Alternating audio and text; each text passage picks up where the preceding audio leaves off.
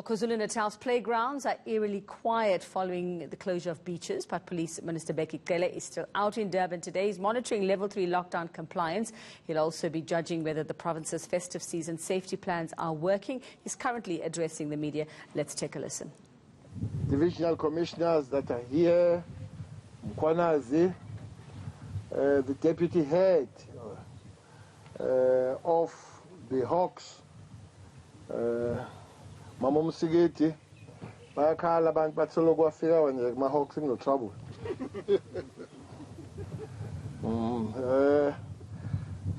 Bablinda, the acting divisional commissioner detectives, but also the head of the FCS and generals from here.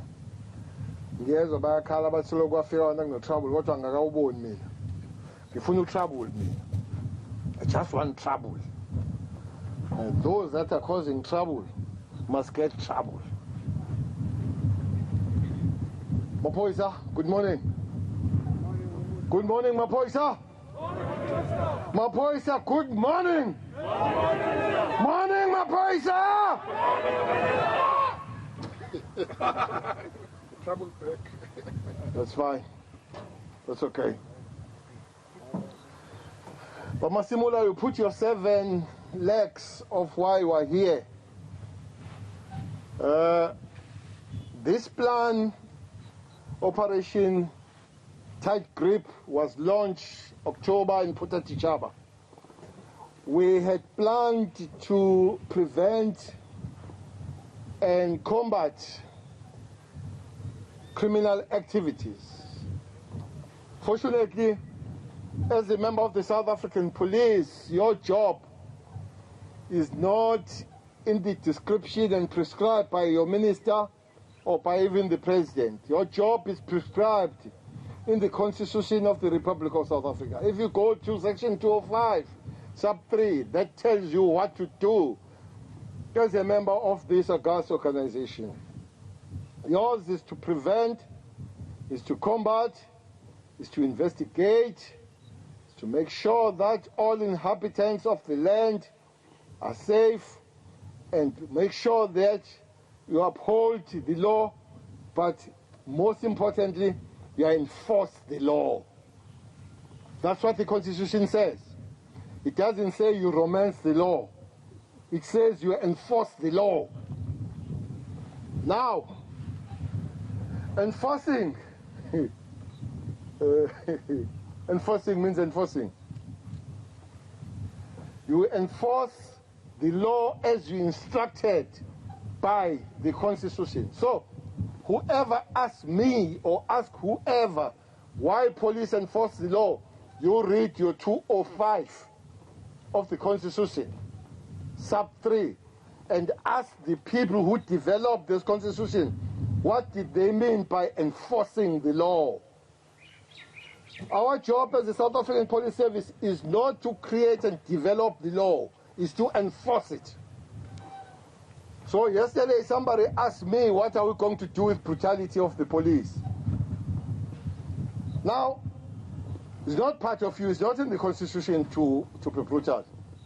We don't have to be brutal.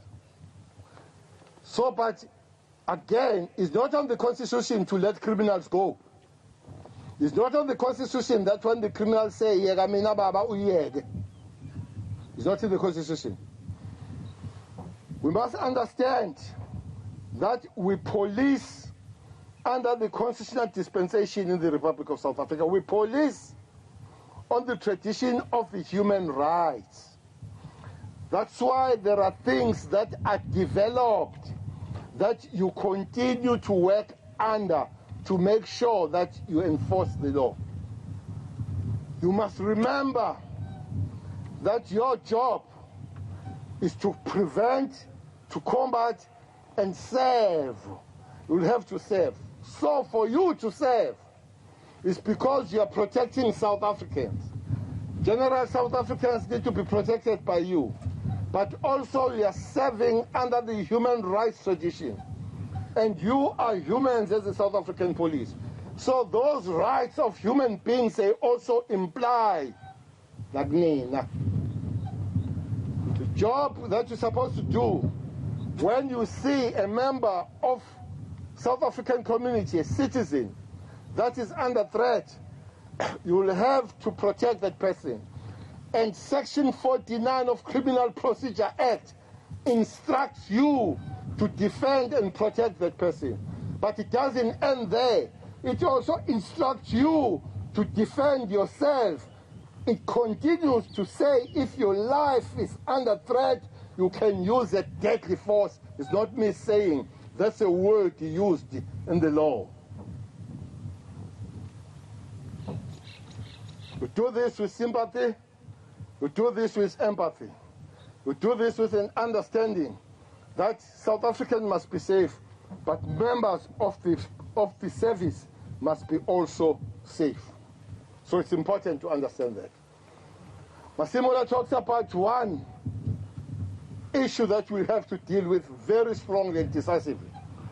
The issue of the gender-based violence cannot be swept under the carpet, and we cannot forget it.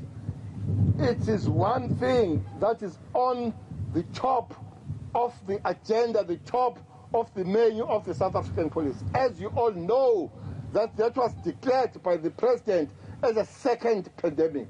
Therefore, the call is very straight to all members of the South African police. That is double-edged. When the woman comes to report at the police station that is abused or is threatened by the man, whether that is a husband, whether that is a boyfriend, whether it's an uncle, whether it's a father, whether it's a neighbor, it's not your job at the station as a member of the South African Police Service to tell that woman to go back and negotiate. Maybe there'll be peace. It's not your job. Your job is to make a follow-up and arrest that perpetrator. It doesn't matter who the perpetrator is. You are not negotiators. You are arresters. So that's a call we make. Don't send women back and tell them to go negotiate when they report that they are being abused. That woman will come back tomorrow to report again that is being abused. Third time she won't come because she'll be dead. And you'll be responsible. The blood of that woman will be in your hands. So it's important that you take this as one of the issues that, as the members of the South African police, you have to deal with. Don't ask who was he, whether it was a father, whether it was an uncle, whether it was a boyfriend. Once he begins to abuse the woman, that manhood gets lost.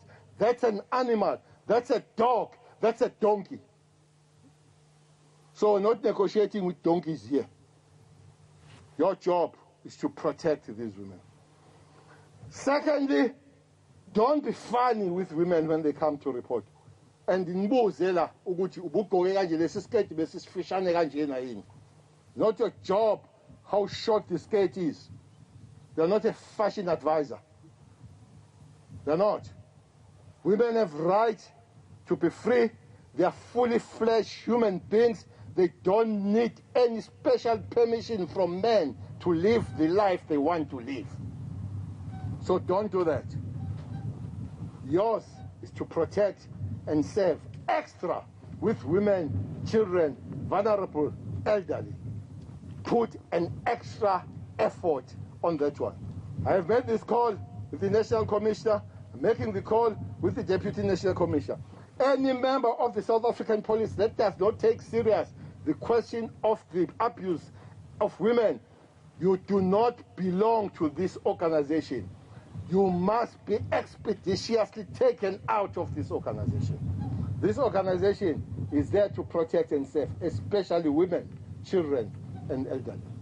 Not only that, to the male colleagues, to the men that are in blue, you have an extra responsibility of not abusing your own colleagues. We'll have to leave that there for now, but you'll hear more of what the police minister had to say with Letiwe Mbluli. She's watching that briefing for us, and that address to police officers in Durban.